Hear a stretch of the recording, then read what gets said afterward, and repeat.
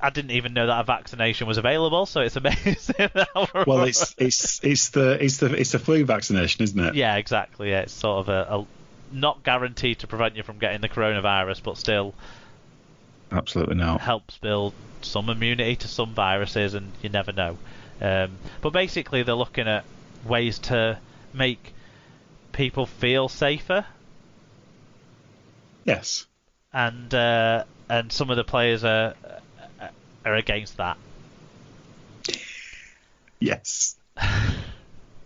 I'm really not going to get into the anti-vaccine thing. I'm really not. There's a lot more coverage of this type of thing out there. Yes. Some fantastic or fantastical arguments on both sides, especially if you go looking around the US conspiracy theory market. But yeah, I mean, it is a story, and it's possibly something that might come to affect us when we do have a vaccine as well. But it's going to be interesting to see how this one develops, because obviously if rules are put in place and players don't want to adhere to those rules, then they're choosing not to be part of the competition, and that's that. Every workplace will have rules, and you know, it depends how reasonable or not those rules are, but it doesn't seem completely unreasonable to try and protect the majority of your colleagues, to me. But there you go.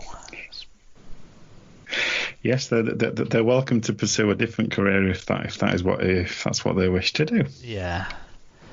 Okay, then we jump to today, really, the 11th of May. We've already talked about the news about potentially resuming sporting events from behind closed doors. Have a look at the Rugby League website for what a little bit more what the Rugby League have put on there, because actually it does spell things out quite well. Actually, I've got to say, it says what you can and can't do, what you should and shouldn't do, quite well around exercising outdoors, and it also makes clear what they don't know. Yeah, which is good. Yes. I think that's good. To be honest, what you don't know yet.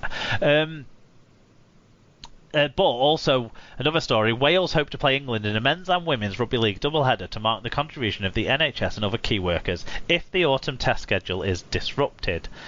When the autumn test schedule is disrupted. England are due to host Australia in the autumn, and Wales should take on Ireland and Spain in the European Championships. But the coronavirus pandemic means those games are in doubt. So obviously Wales are looking for a way to get some games. England need games too. Both have got World Cups next year, in the men's and women's sides, and the wheelchair sides if they want to make it a triple header, but I don't think the wheelchairs can play on grass.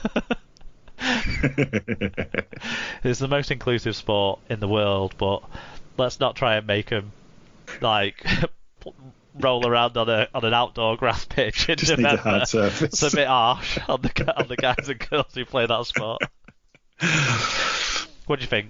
Be a nice thing if it can happen. If it can happen, it's a very good idea, because obviously, as you mentioned, a lot of the European qualifiers are also likely to be disrupted, aren't they? Kind of up and down the European levels. So if we can get it done, I think we should definitely get it done behind closed doors or whatever. I think that's probably a very good idea. Good stuff. Why not? Yeah. No. Exactly. Right then, I suppose the next thing to do is go on to our match reviews. Now that we've done the news, thanks. Yeah, I was going to say thanks to people getting the views in, but they haven't been doing. So if you do want to get your views in on any of the news stories, I'm pretty sloppy at putting the news stories on the Google form at the moment. But tell you what, to be honest, if you put a fan view on about some news, we'll talk about that piece of news. So please do look out for the links on the episode blog post. That's right there. You can get us to talk about any rugby league news topic that you want us to talk about. Now we will move on to a small sample of rugby league match reviews.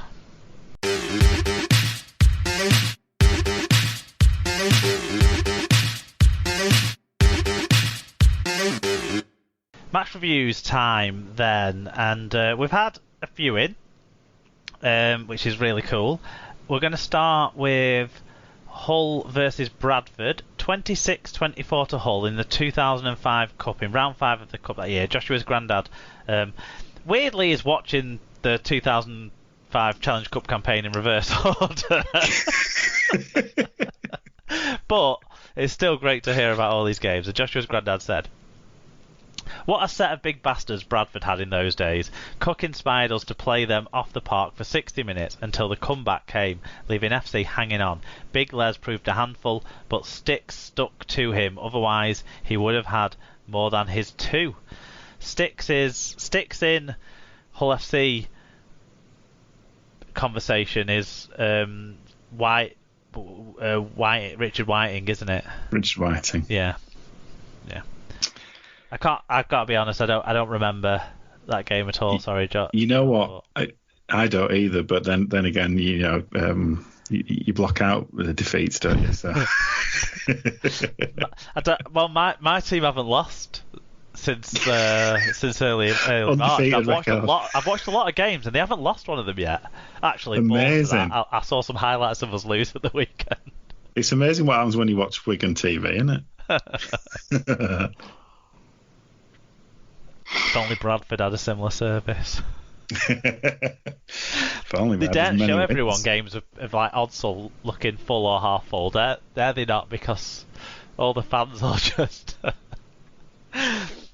be mad about it. Yes. We had a few in on the Clash of the Codes matches, which Sky Sports showed on Friday night, which was quite interesting.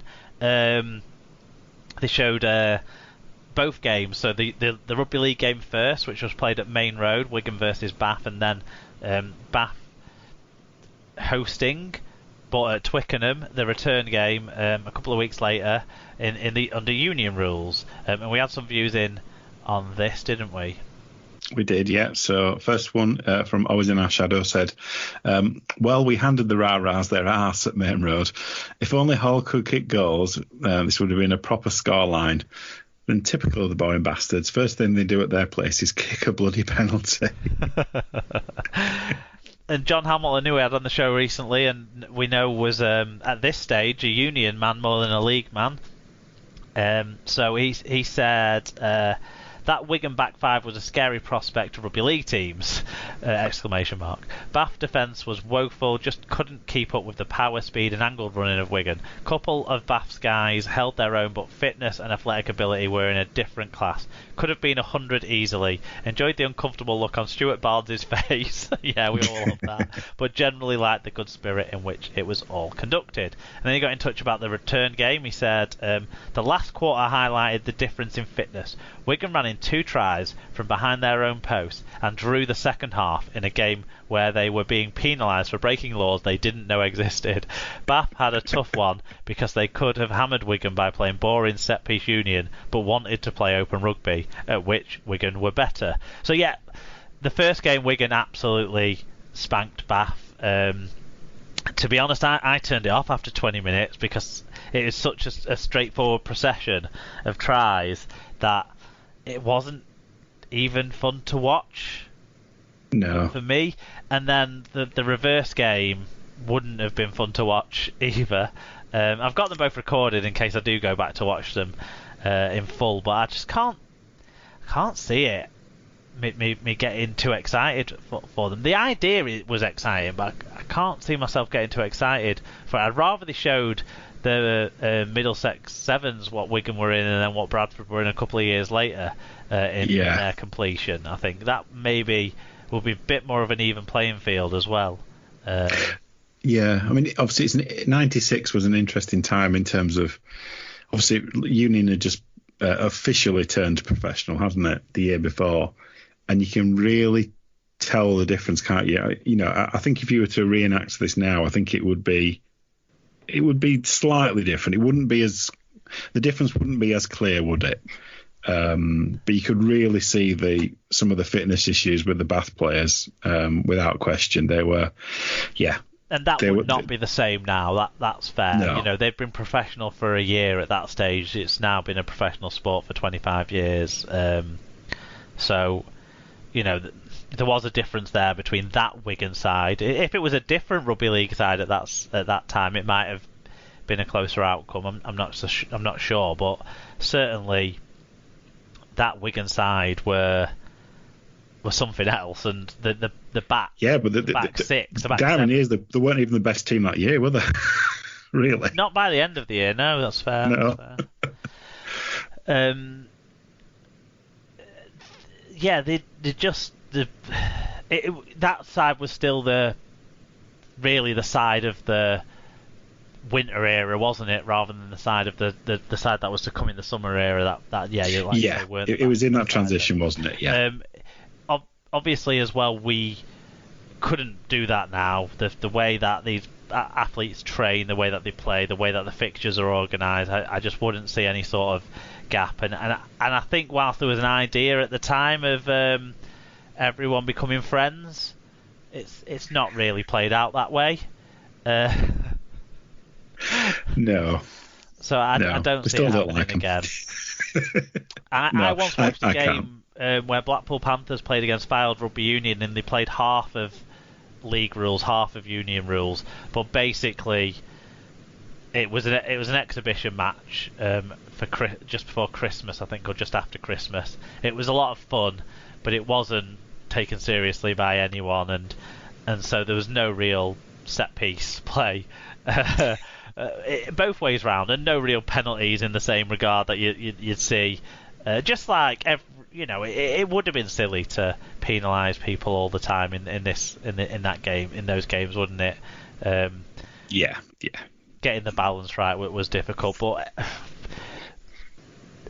I don't know if Union defences have changed much since then, and they would be able to cope with the 10-metre rule and the sliding defence and that sort of stuff, because that was where they really struggled. I don't know if that would be better or not now, but it'd be interesting. I suppose it would be interesting to see, but I can't imagine it'd be much different outcome other than a shellacking for the Union side in the league game and vice versa in the Union game. I can't see anything other. No, they're unfortunately, I think the opposing team would likely, get dissolved in the technicalities of each of the sports, wouldn't they? And that's the defining difference, really. And in reality, the sports have got 3 similarities: the shape of the ball, the layout of the playing field, and the fact that you pass the ball backwards in the hands. That's pretty much it as far as similarities go. I mean, even the way that tackling is happened, the way games are restarted, the way set pieces are done, the way offsides are ruled. There's such different games.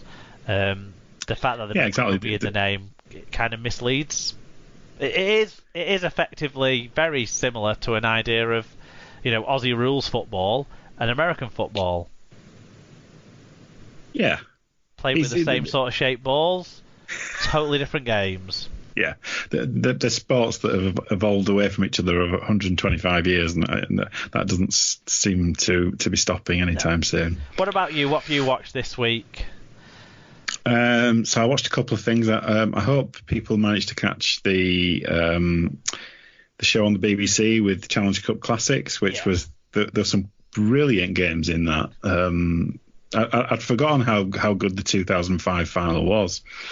I must admit. But yeah, there were some cracking games there. How much happened in that game? Yeah, well, it was a busy game. Some of the parts of that, and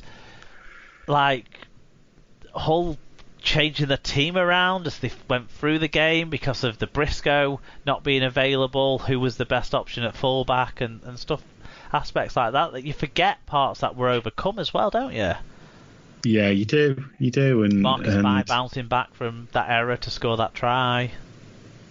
And Paul, it was a cracking match, absolutely cracking match.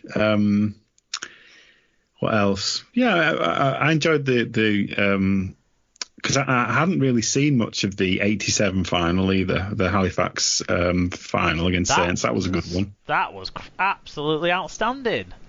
Yeah. That was a great match.